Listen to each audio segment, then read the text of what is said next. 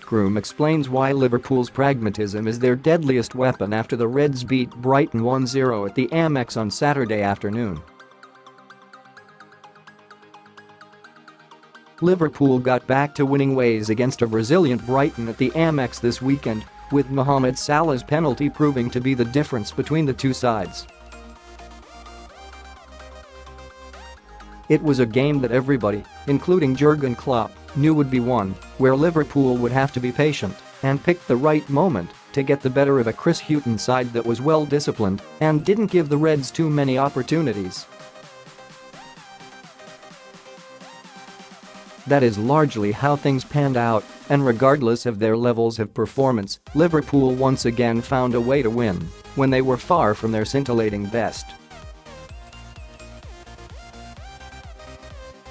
And that has been a reoccurring theme this season and is one of the biggest differences that has been made since Klopp took the reins at Anfield back in 2015.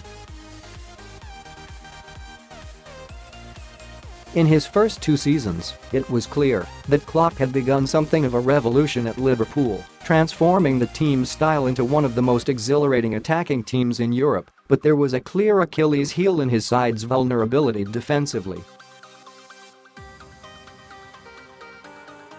The issue of a leaky defense has certainly been remedied this season, but even last season, questions remained as to how capable the Reds were at grinding out results against teams that made life difficult for them. Remember the frustrating draws against sides like Burnley at Anfield? The predictable Mourinho parked the bus routine that earned United a point on their travels? The game against Brighton this weekend threatened to be another afternoon like that. But this season, Liverpool have really turned a corner and once more got the job done.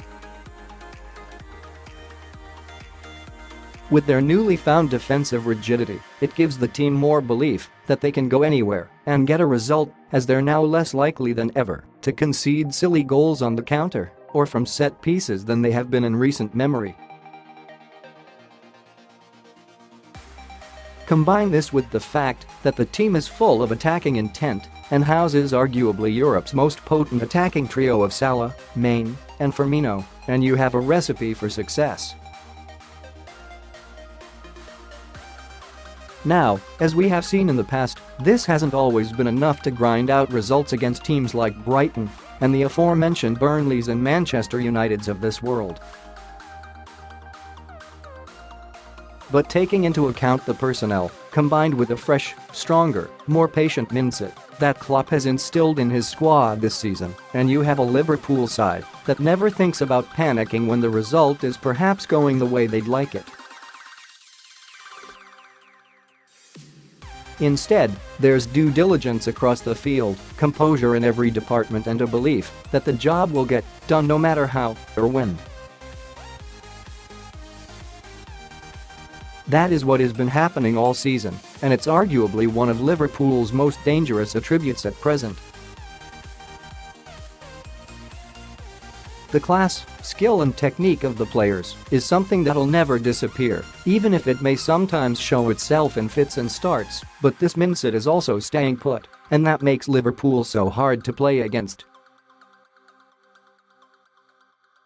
They are doing what all good potential champions do and just cracking on with their job, getting games won in whatever way necessary, and keeping the chasing pack at arm's length.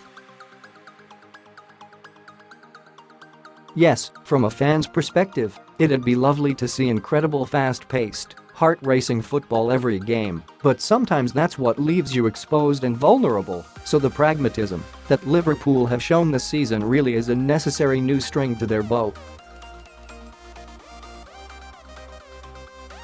It's something that needs to continue if this title challenge is to be sustained, and as long as it does, Klopp's Reds will be big players in the race for the title. After all, would it matter if we won the league with boring 1-0 wins? I think it'd just be remembered as a title-winning season by one of the most resilient Liverpool teams we've ever seen. So I'm happy with that.